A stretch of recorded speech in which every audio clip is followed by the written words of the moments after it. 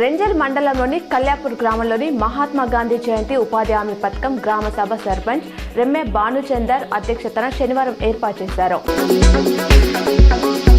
Municipal ఎన్నికల్లో విజయమే లక్ష్యంగా బీఆర్ఎస్ ప్రతివ్యూహాలను సిద్ధం చేస్తుంది. ఇందులో భాగంగా శనివారం తెలంగాణ భవన్లో ఉమ్మడి నిజామాబాద్ జిల్లాకు చెందిన కీలక నేతలతో పార్టీ కార్యనిర్వాహక అధ్యక్షుడు కేటీఆర్ సమావేశమయ్యారు. ఈ సమావేశంలో ఉమ్మడి నిజామాబాద్ జిల్లాకు చెందిన మాజీ ఎమ్మెల్యేలు హనుమంత్ షిండే, జీవన్ రెడ్డి, గంప గోవర్ధన్, షకీల్, బాజిరెడ్డి గోవర్ధన్, గణేష్ గుప్తా, జాజుల సురేందర్ పాల్గొన్నారు. నిజామాబాద్ బీసీ ఉద్యోగుల సంఘం నూతన క్యాలెండర్ను ఎమ్మెల్యే భూపత్ రెడ్డి సంఘం రాష్ట్ర అధ్యక్షుడు చంద్రశేఖర్ గౌడ్ ఆవిష్కరించారు. బీసీలంతా ఐక్యంగా ఉండి తమ హక్కులు, రిజర్వేషన్లు సాధించుకోవాలని పిలుపునిచ్చారు. మహిళా విద్యకు మార్గదర్శకురాలైన సావిత్రిబాయి పులే ఆశయాలను యువత ఆదర్శంగా తీసుకోవాలని Nizamabad rural MLA doctor Bhupath Reddy పిలుపునిచ్చారు.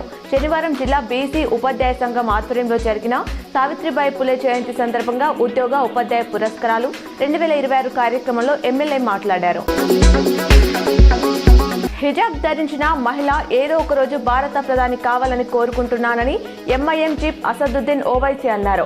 ఒకే మతానికి చెందిన వారికి పీఎంఐఏ అర్హత ఉందని పాక్ రాజ్యాంగం చెబుతుంది. కానీ అంబేద్కర్ రాజ్యాంగం మాత్రం భారత పౌరులు ఎవరైనా పీఎం సీఎం కావచ్చని అంటుంది. హిజాబ్ ధరించిన కూతురు పీఎంఐఏ రోజు వస్తుందన్నారు. బీఆర్ఎస్ వర్కింగ్ ప్రెసిడెంట్ కేటీఆర్ కు అరుదైన గౌరవం దక్కింది. యుఎస్లోని హార్వర్డ్ యూనివర్సిటీ 23వ ఇండియా కాన్ఫరెన్స్ ఎట్ హార్వర్డ్లో ప్రసంగించాలని నిర్వాహకులు ఆహ్వానం అందించారు. ఫిబ్రవరి 14-15 తేదీలో జరిగే సదస్సులో పాల్గొనాలని కోరారు. ఇండియాతో పాటు దక్షిణాసియా దేశాల విద్యార్థులు, వ్యాపారవేత్తలు, సాంస్కృతిక రంగ ప్రముఖులు ఈ సదస్సుకు హాజరు కానున్నారు.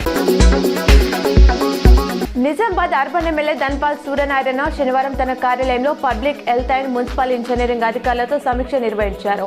నిజామాబాద్ నగరంలో చేపడుతున్న పలు కీలక అభివృద్ధి పనులు పురోగతిపై ఎమ్మెల్యే సమీక్షించారు. అధికారులకు స్పష్టమైన ఆదేశాలు జారీ చేశారు. సంక్రాంతికి ఊరెళ్తున్న వారికి ఎలాంటి ఇబ్బందులు లేకుండా తగిన చర్యలు చేపట్టినట్లు మంత్రి కోమటిరెడ్డి వెంకటరెడ్డి పేర్కొన్నారు.